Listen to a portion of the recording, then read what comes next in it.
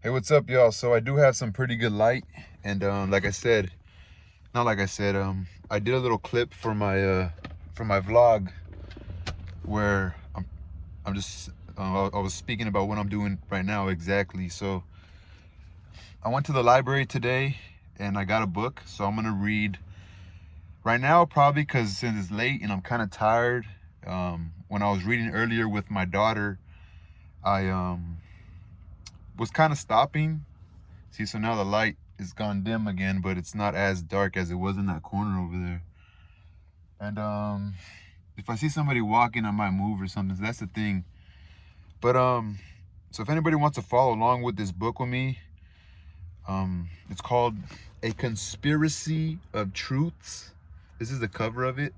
There's like a man in the front. Looks like he's like in jail or something. It's by Alexandra Rowland. And it like the way it is, looks like it might be like an older book, right? Like really old, like back in the biblical times, or just like, you know, just really old, you know. The cover of it, you see this this, you know, these are fish. These are like koi fish, I guess. And then there's a rabbit, and then there's this cup, and the female's hand, and king with stars. And I read like I already read the first 14 pages. I think 14 or 17. But it was like good, and an idea sparked in my head just to this is how the back looks, and an idea sparked in my head to do this, you know. So so I read the back of it. This was actually on the stand. This was on the stand at the library. This is a library book. This was on the stand where when I was at the library, you know, I like to go to the classics. The classics are, you know, just a good place to start. You know, they're classic books, you know. A lot of the newer school books, like 2000 and beyond, it's like, you know, relationship things. Like, you know, sometimes it's like detective stuff. It's horror stuff. It's like love gone wrong. It's like, you know, it's sometimes in a lot of war books and situations. I like those type of books. The war books and stuff are pretty interesting, you know. But the classics are always, and this was next to the classics on a stand, you know. So this is the first book of the collection that I'm gonna do on my channel, where I'm gonna read with you guys, because I've been wanting to read a little more books, you know. And like I said, I'm gonna do a lot of frequent, because every time I read, I want to read this with you guys. So I'm gonna try to do as frequent as possible, you know, just like when I go running and stuff. It's just something that I have to carry with me, because now that I'm in my truck a lot, and I do kill a lot of time. I do waste a lot of time on the internet. You know, I'd rather read along with you and make my own content for you guys. And I don't know how this works, like copyright wise, you know, but I'm gonna just go with it. So, you know, you read the back of a book. Most people, when you get a book, you read the back of it. Tell a good story that will catch and hold their attention or die. So, I mean, I've already read the beginning of it, so I kind of even can tell maybe who told the guy this, you know. When you guys read along with me, you'll know what I mean by it, because there's somebody that talks to the, I assume this is him. There's somebody who talks to that guy, and you'll find out who it is. So there's one quote right here by the Publishers Weekly: an impressive and thoroughly entertaining fantasy, a world of words that readers will be loath to leave. Will not like to leave. Also, it's like a good book, right? In a bleak, far northern land, a wandering storyteller is arrested on charges of witchcraft. Though Chant protests his innocence, I guess his name's Chant, he is condemned not only as a witch but a spy. His only chance to save himself rests with the skills he has honed for decades. Tell a good story, catch and hold their attention, or die. But the attention he catches is that of 5 elected rulers of the country, and Chant finds himself caught in a tangled, corrupt political game which began long before he ever arrived here. As he snatched from one queen's grasp to another, he realizes that he could either be a pawn for one of them or a player in his own right. After all, he knows better than anyone how powerful the right story can be. Powerful enough to save a life, certainly. Perhaps even powerful enough to bring a nation to its knees. So, A Conspiracy of Truths, you know? Seems like a really good book. So, ooh, it's like political. So, Alexandra Rowland.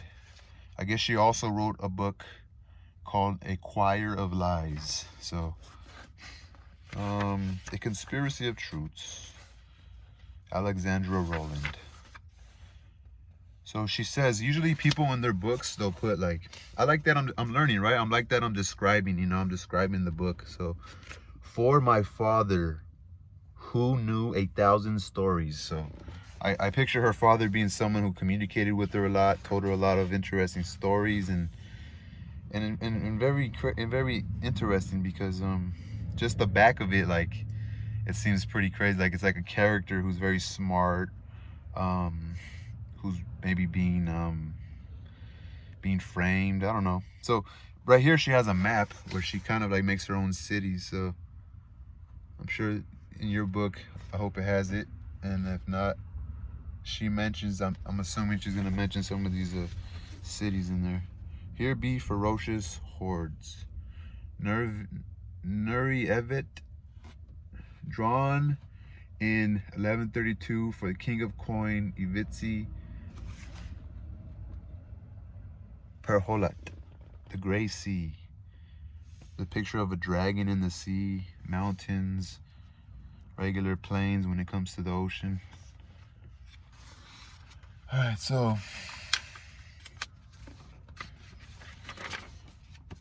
and then I like this because it doesn't really have too much in the beginning. It's like first page right away, you know what I'm saying? It's that map and then the first page. So I could kind of show you. Yeah, I ended off page 17, see? But I'm gonna read it from the beginning with you guys, just to start the book off with you guys. I just like this. I think I might get some subs with this. I kind of feel like it's falling into my lane of just reading to you guys. I like to make music because, you know, I'm always gonna make music, you know. It doesn't mean that I sound as good as probably the people who are the greatest that do it, you know. But I don't know. I like to read books. I'm probably gonna read a lot more books, you know. I probably might do a Bible series, you know. I'm not against the Bible. I don't know. I feel like I've read it. I've been through it all, but I don't know if I've did it from beginning to end. I think I can't remember, you know. I can't really remember, but you know. And I don't know a lot of stuff, you know. Stuff's in the back of my memory chain though.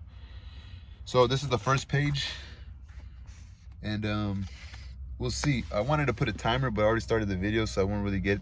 Let's see if this video, I reach an hour just in this video right here. Not that it'd be an hour from when I read and stop, because I was thinking just from when I read to stop be an hour, but we'll see how fast I get to that one chapter that I'm on.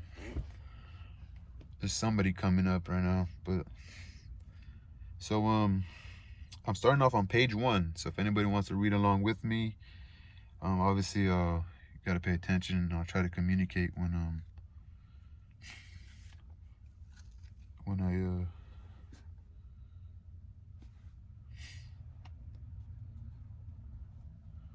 so I just gotta be ready to bounce if I need to. But 'cause I'm reading in my car, but somebody did walk by. I don't know. When they walk by, they might walk by again. So it was somebody it was a dude that was probably fucking around doing drugs and shit. It did look like a dude might be lit or something, but he did walk by. I don't know if he's gonna walk by later. He's obviously going somewhere. You know what I'm saying? He could be looking for a come up, or he's looking for more drugs, or going to go get more drugs. So just always gotta be aware. I'm sorry guys, we're under these circumstances, but all right. So I gotta just always be alert, which sucks, guys. Sorry about that, but okay, so I'm starting the book now. The whole mess began in a courtroom in Silla, the capital of Nuri Evet, where I was being put on trial for something stupid. What's all this about? I said, not for the first time. Charges of witchcraft? They said, at least that was what it boiled down to. Utterly ridiculous, I said. We got some witnesses, they said. Your witnesses could go fuck themselves, says I, although not in so many words. I couldn't even hear the witnesses from where I was sitting. The guards had stuffed me in an iron cage at one end of this giant fucking hall in the House of Justice. And of course it makes sense to someone to put the witnesses at the other damn end, as far away as possible from the man accused, like I was an afterthought of some kind. Worst acoustics I've ever heard. I kept shouting, "What? Speak up!" And to one of the guards near me, "Is someone speaking over there? What's happening now?" And generally making a nuisance of myself until the bored lawyer with whom they had begrudgingly supplied me turned around and shushed me. Says she, "Can you prove you're not a black witch?" First thing she ever said to me, "Can you prove you're not a black witch?" And, of course, that was Constanza. That was how I met her.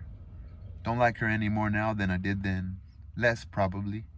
"Can you prove I am?" says I. "The witness just now said you pointed at her cow and it died." I rolled my eyes. "And the one before that said she heard you talking and felt the chill up her back like the claws of a ghost. She said your familiar is haunting her house now." "Excuse me?" "Noises at night, something crawling across her bed." "Tell her," I said, projecting my voice loud enough to be heard clear at the other end of the damn hall. "Tell her that it sounds like some kind of vermin. A cat or a dog would take care of it." "Hush! You're confessing? What was it, a plague of rats? Still bored, cheeky twit?" "No," I says to her. "I'm saying that it's foolish to accuse someone of witchcraft when there are much more reasonable explanations." She was shaking her head before I even finished my sentence. "No, she has an icon of Brevo hanging in her kitchen. Some homely little fireplace god, I suppose, or a saint. I never found out. And the master of the public house where you were arrested testified too, and he said that the cask of beer he served you from went sour. It was sour to begin with." Constanza shrugged at me and turned back to face the rest of the courtroom. "Just don't make noise or they'll add disrespect of the court to your charges." She did something horrible with her face for a moment and then stuck nearly her entire hand in her mouth. "Oh, finally," she said, and spent the next 10 minutes making a thorough examination of the shard of corn husk she extracted on one fingernail. Didn't pay a lick of attention to the proceedings, I tell you. Still couldn't hear a damn thing, but I kept my mouth shut. Witchcraft was enough of a hassle. Disrespect of the court was something they would actually have evidence for. I never been in a Nuri even court of law before. Completely dull country. Nuri Evid, I tell you that now, not that I need to point it out. Wouldn't have even bothered passing through, but the kid wheedled me into continuing north. He was a little homesick, I think, and we hadn't seen a proper winter in years. Don't know why I keep picking up apprentices. More trouble than they're worth, but it's part of the job, training the next one. I would have preferred another year or two in Ondor Urt. The heat does a body good, and they have some basic fucking respect for their elders once you convince them that you're hale enough and have teeth enough to stomach more than goat urine soup in that vile tea. I still hold they slipped goat urine into the tea, too, even though Peshafi, my Ondoro host, swore up and down that they didn't. Nothing but these smelly, muddy, great towns in this dull wilderness in Nurievit. Not even interesting landscapes. Even farther east from here. Just scrubland and rocks and a few half-hearted hills until you reach Vasilla and the ocean. And then, of course, there are those uninspired mountains in the west. Hardly any decent farmland. It's astounding how superstitious they are, considering there is literally nothing around to jog their imaginations. Even their magic is scanty and twisted, and it only manifests with the black witches. Common enough to be a problem and dull the Nuri even's sensitivity to the presence of magic, just as a baker's hands are dull to heat, but rare enough that no one quite knows how to deal with them, except through rumor, hearsay, and apocrypha. And I assure you, there are rumors aplenty. Stories from the whole region in this corner of dull, dreary land are chock full of the creatures. It's a perverting kind of magic. There aren't any good black witches, you know. When I was first arrested, I overheard some talk of just killing me outright, but I suppose that the circumstances were muddled enough and the paperwork for executions complex and tedious enough that the backcountry civil servants of the Ministry of Order prefer to pass me up the food chain rather than endure that ordeal themselves. Nuri even bureaucracy might have been the one key thing that saved my life, come to think of it. They didn't quite know whether I was a witch, being unable to sense the presence of foul magics, but what they did know was that paperwork could be evaded if you were clever. Put it off long enough, go to twice the effort you would have spent in the first place, and irritants like doing the paperwork eventually become a problem for other, less clever people. My apologies, I've gotten distracted. I've reached out between the bars as far as I could and just managed to tap Constanza on her shoulder. What? She grunted. I want to be able to hear what they're accusing me of at least. What for? Curiosity? So I can defend myself, I hissed back. My feet and knees ached from standing in that little cage for so long. There was hardly room to turn around, let alone to stretch my bones. Defend yourself? She glanced back at me, eyebrows drawn together. There's really no expression that would make her face look any prettier. Her nose could foul an entire oak forest, and her eyebrows are on the unruly side, thick and black with a trail of hair in between. I'm allowed to speak in my own defense, aren't I? She stared at me with that idiot expression on her face. It's not like you're doing me any good, I added. Although I suppose the court would have no choice but to be impressed with your oral hygiene. People accused of witchcraft have never been put on the stand. Isn't done. Well, except at the end when you go up to receive your death sentence.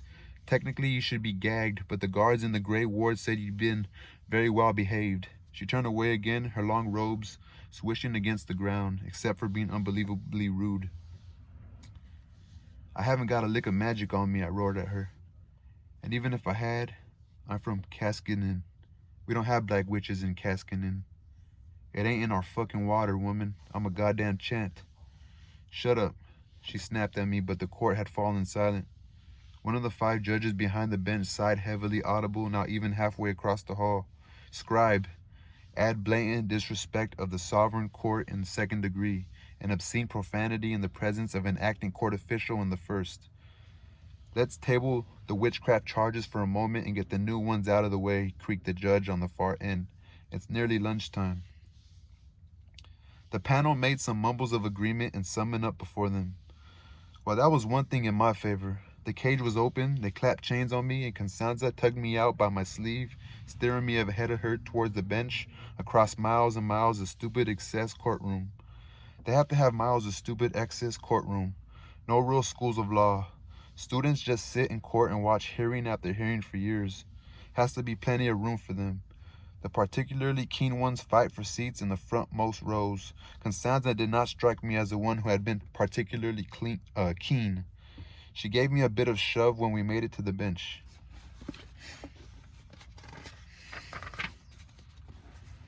And I made a show of stumbling. The feeble old man show again, you see? Let me drink some water. So I'm on page 6 at the top where it says defendant. I guess I could give you, so they're accusing of this man Chant of witchcraft, so, and he has a shitty public defender, doesn't want to help him, and he says they put him so far away he can't even hear what's going on, and he's so far away from the witnesses, or I guess the jury as well. He's just so far away, and he's asking his lawyer, I can't hear. She's already writing him off, because I guess she pretty much right now said no one ever gets away with witchcraft. Like, they don't even let you explain yourself. Which, yeah, it's just part of the book, but there's some great, just stay tuned. There's some great read right now. So right now, someone says, it must be a judge. Defendant, the senior judge said in a tone that clearly indicated to me that he was already thinking about lunch and no longer cared much about the trial. We hereby charge you with the following disrespect of the sovereign court in the 2nd degree. 1 count, obscene profanity in the presence of an acting court official in the 1st degree. 5 counts. We'd better add on obstruction of lawful proceedings, said the judge on his right. She blew her nose into a lace-edged handkerchief. 1 count, 3rd degree. Obstruction of lawful proceedings in the 3rd degree? 1 count. All in favor. Aye, echoed the panel. Scribe, if you would. The senior judge cleared his throat. Present evidence. Witnesses to the charge of disrespect of the sovereign court, please stand. Every soul in the room stood. The keen students jumped to their feet quickest of all. Thank you, be seated. Witnesses to the charge of obscene profanity, please stand. Excellent. I think we all heard those vile words, he added with a wheezy chuckle. But proceedings must proceed according to precedence, as it were. Be seated. Witnesses to the charge of obstruction of lawful proceedings, please stand. Thank you. Be seated. I will call that fairly clear cut, wouldn't you? He looked around at the other judges on the panel, who nodded defense. Nah, said my lawyer, yawning almost theatrically. It's almost lunchtime after all. So the judge asked his lawyer if he wants, to speak. Defense? And the lawyer said, nah, said my lawyer, yawning almost theatrically. It's almost lunchtime after all. Another chuckle ran through the panel. One or two of the judges gave her almost benevolent looks. I spluttered for a moment and scrambled for words. Excuse me? I would like to defend myself. Defense rests, Constanza said, and grabbed my elbow. I tugged it away from her. You're a horrible woman. If you're not going to speak in my defense, then why shouldn't I? You're dismissed. You can't dismiss me, she said. You can't dismiss her, said the chairman. She's your court-appointed defense. Sheesh, she's no good at her job. This is highly irregular, the female judge to the chairman's right said through her handkerchief. Listen, I'm an old man going deaf. Eyesight, not what it was. My eyes are still as good as ever they were. And you shoved me in the back corner where I can't hear or see what's happening to me, and she ignores me.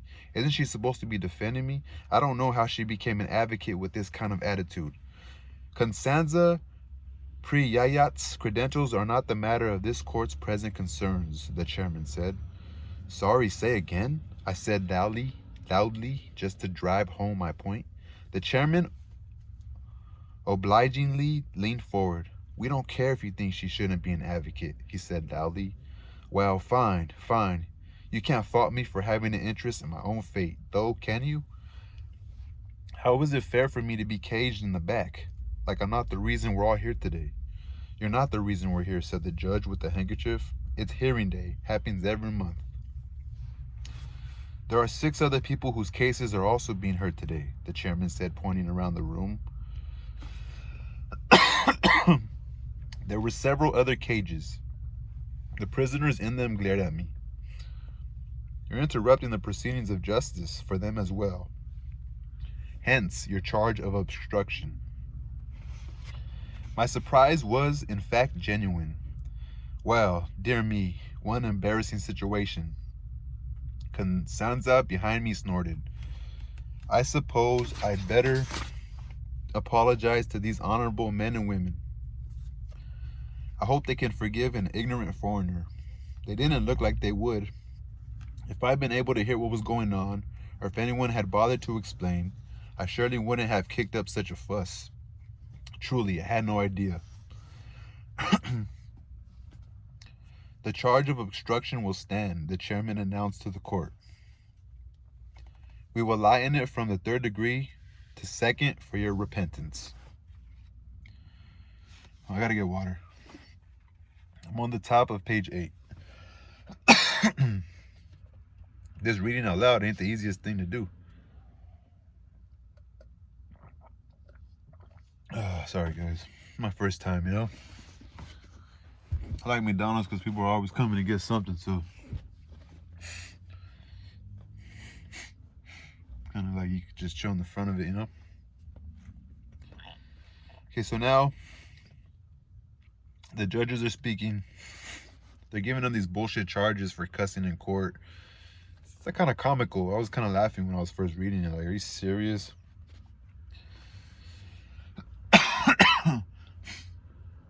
And obviously Chant told his lawyer, like, dude, I didn't fucking know. I thought I was the only one being charged. Like, I can't even hear and shit.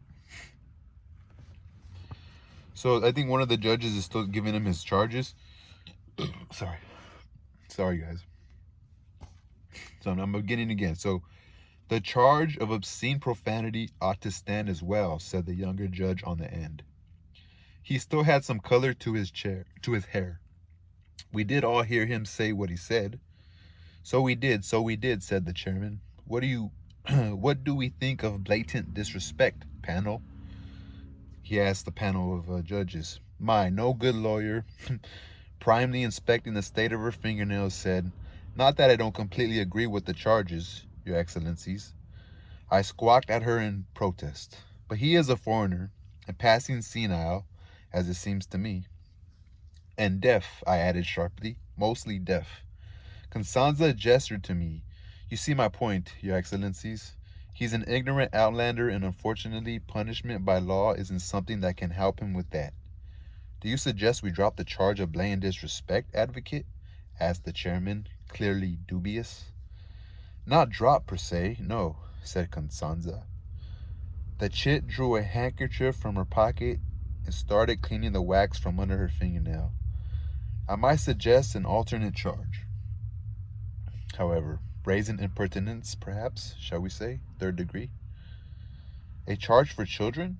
From the sniffling judge with the handkerchief. I once presided on a panel that found an 80-year-old guilty of that. And are ignorant foreigners any better than children? Clearly not. My client is incapable of comporting himself appropriately without supervision. Thinks rude words are amusing and would not stop scratching himself before you called us into your presence. I squawked at her again. I had done no such thing.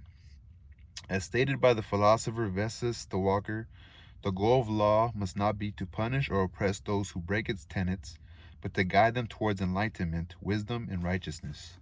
I would suggest that if the court charges my client with blatant disrespect, we may be punishing him with undue harshness. What will his sentence be for blatant disrespect? Another week in gray ward prison? I ask, Your Excellencies, what will he learn from that? How will it better his soul? Charge him instead with brazen impertinence in the 3rd degree. With this charge in hand, the appropriate and traditional sentence is for him to state a formally structured and sincere apology, delivered immediately to the injured parties, yourselves, the students of the court, and his fellow defendants, all conveniently gathered here at once. By this method, this ignorant foreigner, no better than a child, will learn of our customs, our ways, the behavior we expect from an upright and law-revering citizen. Can you expect a child to learn good behavior by locking them in a closet?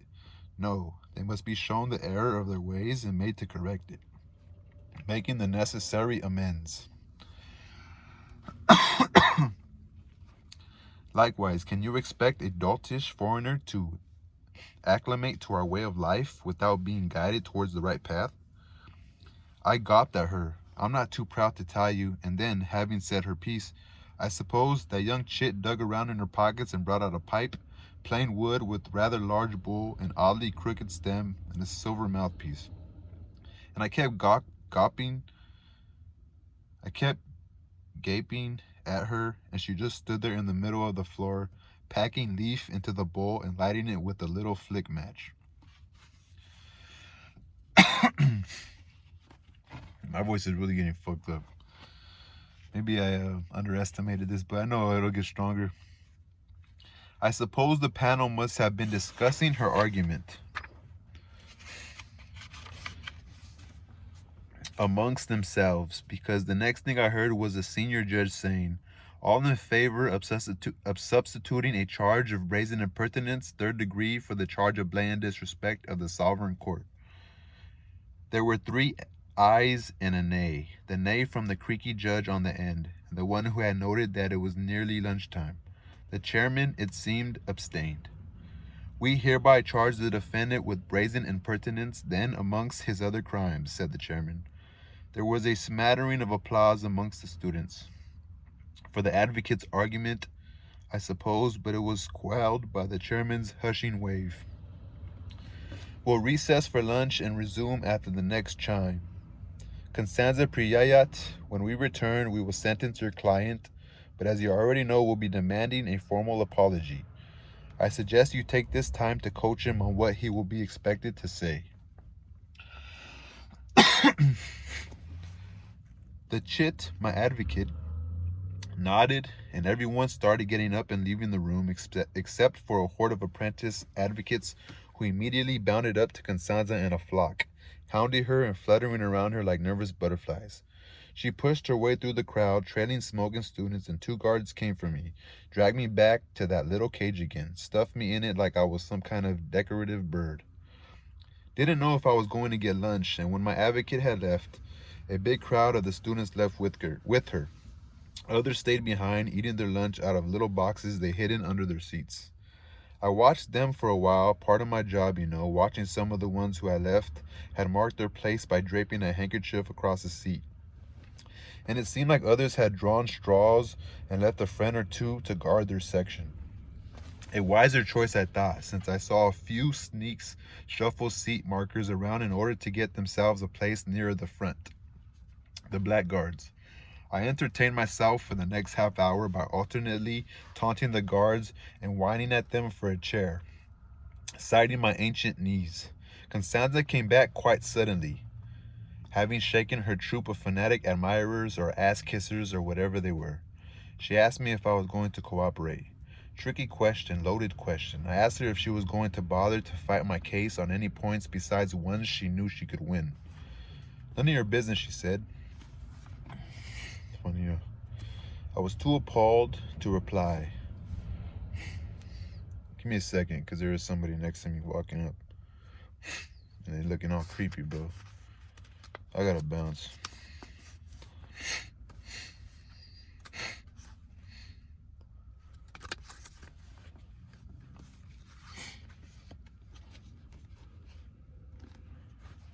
Give me a second. So, I stopped in the middle of page 11. But, I'm almost done because I gotta go to page 17, so. But the guy walk. How you gonna walk behind the McDonald's? I know you walking. That shit don't make no sense to me. You didn't want to walk that one section? But, I'm saying so. I just gotta hurry up and read. So, she responds to him because he said, are you gonna fight for me? Besides only fight with the arguments you could win, or fucking charges you could win. So that's when she says, none of your business, she said. I was too appalled to reply. Of course it was my business. I was the one getting sentenced to death, jail time, formal apologies. Then she said she brought me lunch. She held up 2 odd bags made of folded paper and said, this one has a slice of bread. Warden Miloslav will get you a cup of water from the well. And this one has the leftovers of my lunch, half a goat pie and a baked pear. Warden Miloslav will get you a cup of water from the well and he won't spit in it on the way back. Guess which one you get if you cooperate and learn your apology. I promise to the gods that you will deliver it to the court in a civilized manner. I tell you, I was so hopping mad that I couldn't find anything to say, not a thing. Just spluttered at her, something about the gall, the condescension, the utter cheek. It was a good pie, she said in this blank voice. Clearly didn't give an irony penny about my pride. Going to get soggy as it cools. Not a fan of pears, so I can't speak for its quality, but that's all they had, and it came with this pie. So there we are. She shook the 2 bags at me, just out of reach. Not that I would have tried to grab for them. 2 weeks in prison, and all I had left to me was my pride. 2 weeks in prison. They didn't bring me half-congealed pies. Just salty barley porridge twice a day and a squishy bruised apple every 3rd day for health.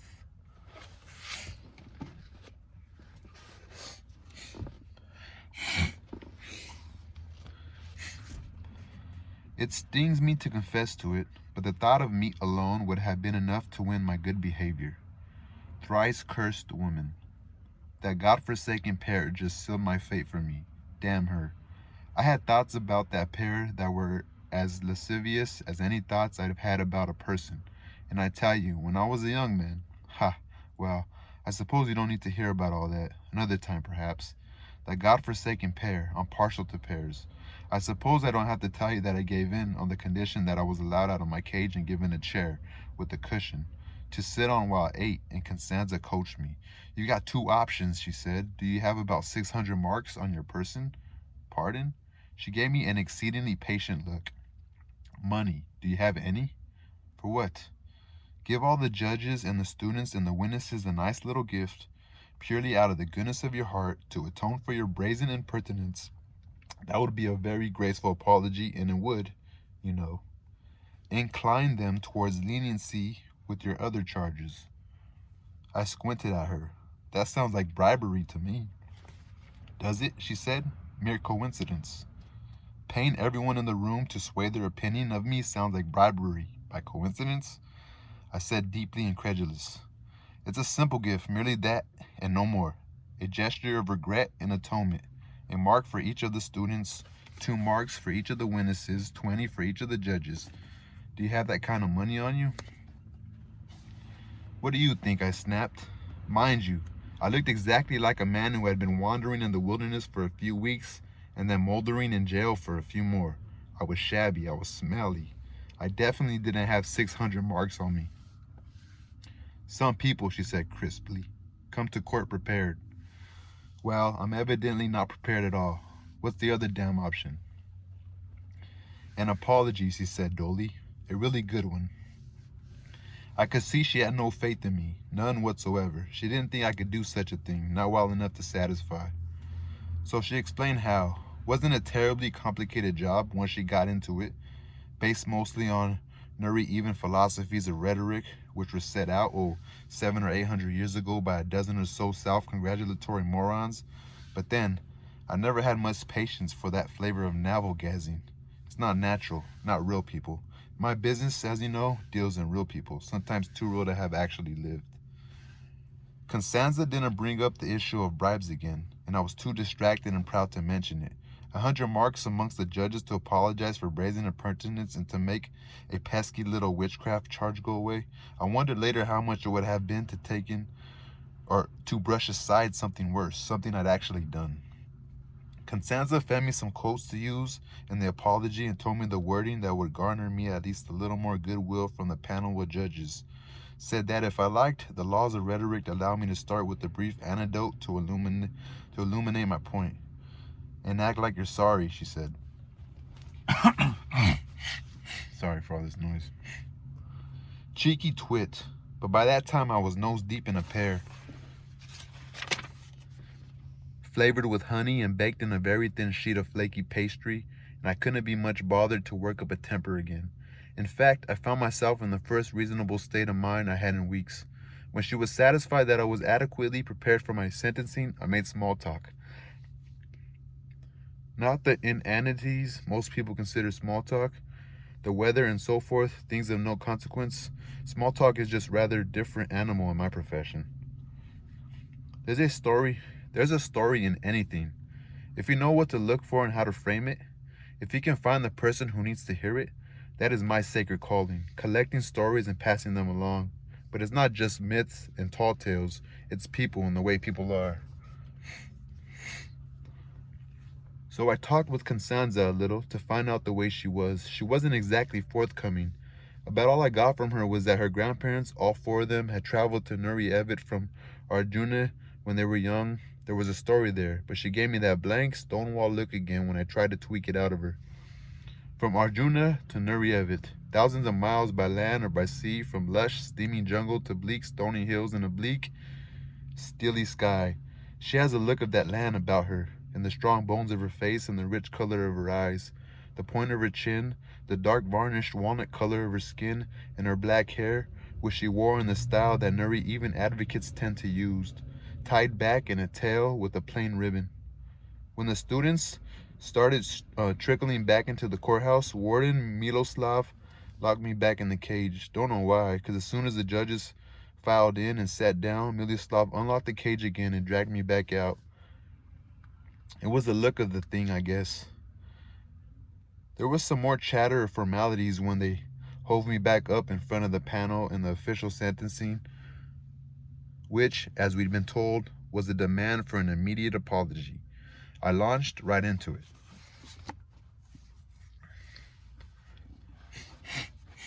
So now Chant, the guy who was trying to get out of that witchcraft charge, he's gonna begin his apology. Oh, let me drink some water. Man, I was getting anxious, bro. So far, it's only 40 minutes, and I'm almost done with that first chapter, which I think we're gonna leave it there after this story, and I'll show you where it ends.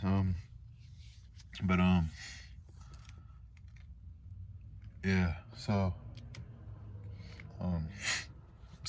it's probably a bad video, but again, if you guys wanted to follow along with me, Right now, I'm on the top of page 15, where Chant, the old man who's been accused of witchcraft, is gonna. It's like a weird court, right? It's just a book, but there's like a court of 5 judges, and they're getting him for. He's getting more charges added on to him because he's cussed a few times. He's spoken out of turn. He's been angry, so they're giving him like, obstructing, the courtroom or interrupting, whatever charges they're giving him. So one of the charges they're giving him for that, he has to apologize. So he's going to tell a story, and I hope I could read it properly because this story is pretty crazy. Makes the whole book interesting. So now Chant is speaking, the old man. A very long time ago, and half the world away, I met a man who had sailed through the Straits of Calbadour 19 times, the very first who ever survived the passage with his ship intact, and he did it 18 more times after that. An impressive number. To make an outrageous understatement, a number that earned him a near mythic status amongst his fellow sailors in every port around the Sea of Serpents. For the straits are narrow and treacherous, with tall cliffs on either side and jagged rocks beneath the waves. It takes a sailor with an iron-bound stomach to even think of attempting them, even in the calmest weather, and they say there are ghosts in the cliffs. This man called Xing Fei Hua, or Xing Fei the sailor, or Xing Fei of Mapsut, whose ship was the Silver Sail Nightingale, whose first mate was almost as legendary as he. Foret, golden-haired and sharp of sword. They made passage through the straits those 19 times, escaping with their lives by the skin of their teeth and no more. I asked him once how he had done this when so many others had perished. It was, he said, because others had tried to defeat the straits, had approached with their own ideas of the nature of danger. They were foolish men and women who thought they could conquer the sea, who expected it to submit to their will if will enough they had. And so, for their hubris, they had been dashed upon the rocks.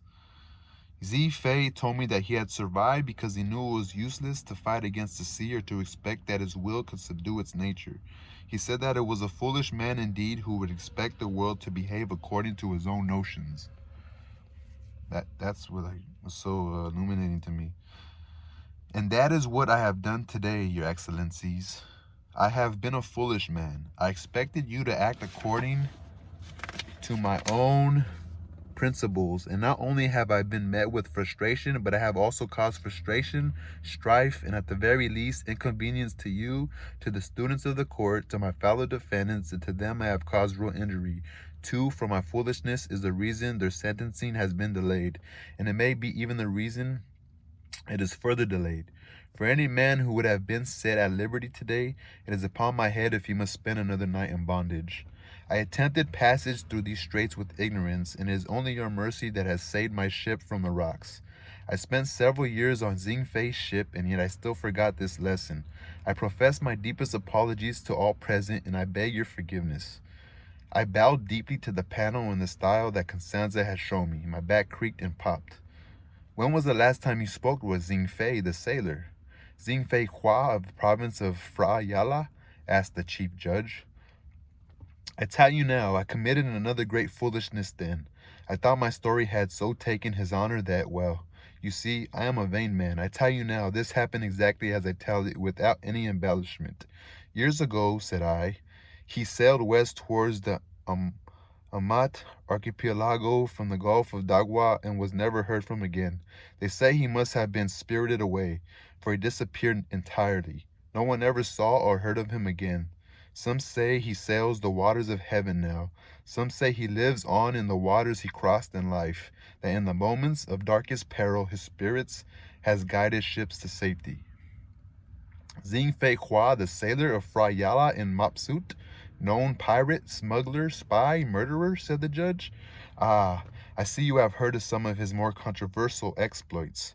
I replied, if he lives still, I hope he knows how far his fame has spread. It would have delighted him that you have heard of him so far from his homeland, so very far. Mapsa is half the world away. Heard of him? The judge laughed. Something about it tickled the hairs on the back of my neck. I was on the panel that convicted him of murderous intent towards a citizen of the realm. 5 counts in the 3rd degree, one amongst a laundry list of other crimes, each more lurid and horrific than the last. That was 20 years ago. Heard of him? I was there to hear him scream when he wrapped him in those ridiculous sails and burned him.